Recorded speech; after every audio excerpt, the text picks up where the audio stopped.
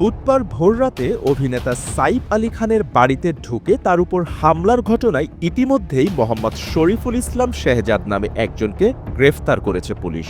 অভিযুক্ত শেহজাদ বাংলাদেশি বলে প্রাথমিক তদন্তে জানতে পেরেছে পুলিশ। এদিকে লীলাবতী হাসপাতালে ভর্তি সাইফের শারীরিক অবস্থার যথেষ্ট উন্নতি হয়েছে। এর মধ্যেই সামনে আসছে অভিযুক্ত সম্পর্কে একাধিক তথ্য। কি উঠে এলো তদন্তে? 250-টিরও বেশি ডিজাইন অপশন নিয়ে ওয়ালটন স্মার্ট ফ্রিজ, বোঝে আপনার প্রয়োজন। অভিযুক্ত শেহজাদ নাকি বাংলাদেশের জেলা এবং জাতীয় স্তরের কুস্তিগির ছিল। তদন্তকারীদের প্রশ্নের মুখে এমনটাই জানিয়েছে সে। তদন্তকারীদের শেহজাদ জানিয়েছে বাংলাদেশে থাকাকালীন কম ওজনের ক্যাটাগরিতে রেসলিং করত সে। জেলা ও জাতীয় স্তরে প্রতিদ্বন্দ্বিতা করেছিল। পুলিশের ধারণা কুস্তির অভিজ্ঞতা থাকার কারণেই শারীরিকভাবে ফিট সাইফ আলী খানকে সহজেই কাবু করতে পেরেছিল অভিযুক্ত।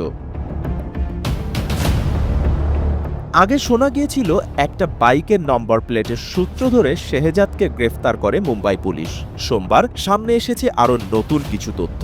পুলিশ সূত্রে জানা গিয়েছে বান্দ্রায় সাইফের বাড়ি থেকে পালানোর পর পুলিশের চোখে ধুলা দিতে দাদর থেকে ওয়ারলি হয়ে আন্দেরি গিয়েছিল শেহজাদ। সেখান থেকে দাদরে ফিরে আসে। এদিকে সাইফের বহুতলের সিসিটিভি ফুটেজে অভিযুক্তের ছবি ধরা পড়ায় তার খোঁজে পুলিশের 30টি টিম নিয়োগ করা হয়। আন্ধেরিতে একটি বাইক থেকে নামতে দেখা যায় অভিযুক্তকে। অ্যাপ সংস্থার সেই বাইক চালককে খুঁজে বের করে তার থেকে অভিযুক্তর নম্বর সংগ্রহ করে পুলিশ। সেই নম্বর ট্র্যাক করে অভিযুক্তের গতিবিধি নজরদারি করছিল পুলিশ। কিন্তু টিভিতে তার খবর দেখার পর ভয় পেয়ে ফোন বন্ধ করে দেয় অভিযুক্ত। ফলে আর ট্র্যাকিং সম্ভব ছিল না। তবে ঠাটেনে একটি দোকানে পরোটা খেয়ে গুগল পেতে পেমেন্ট করার জন্য মোবাইল অন করেছিল শেহজাদ। আর তার সূত্র ধরেই থানে থেকে গ্রেফতার করা হয় তাকে। পুলিশ সূত্রে খবর, টিভিতে খবর দেখে ভয় পেয়ে আবার বাংলাদেশে পালিয়ে যাওয়ার প্ল্যান ছিল তার। পুলিশ সূত্রের দাবি, সেদিন বান্দ্রা সদ্গুরু শরণ বিল্ডিংয়ের অন্য ফ্ল্যাটেও ঢোকার চেষ্টা করেছিল অভিযুক্ত।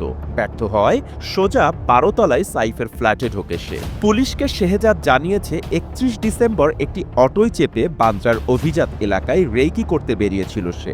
তখনই এই বহুতলকে চিহ্নিত করে। তবে সাইফ আলী খান এখানে থাকেন সেটা নাকি জানত না অভিযুক্ত। বুধবার রাতে পাশের বাড়ির দিক থেকে 4 ফুট উঁচু পাঁচিল টপকে সদ্গুরু শরণ বিল্ডিংয়ে ঢোকে সে।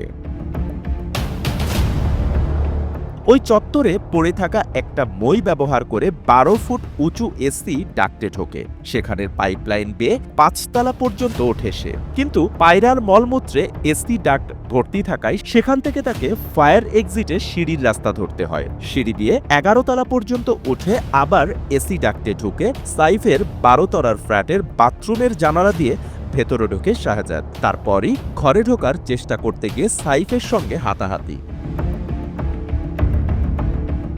তদন্তকারী জানান, হামলাকারীকে ওই ফ্ল্যাটে বাহির থেকে বন্ধ করে উপরের ফ্লোরে চলে গিয়েছিলেন সাইফ কারিনারা। তখন বাথরুমের জানালা দিয়ে এসি ডাক্ট পেয়েই পালায় শাহজাদ।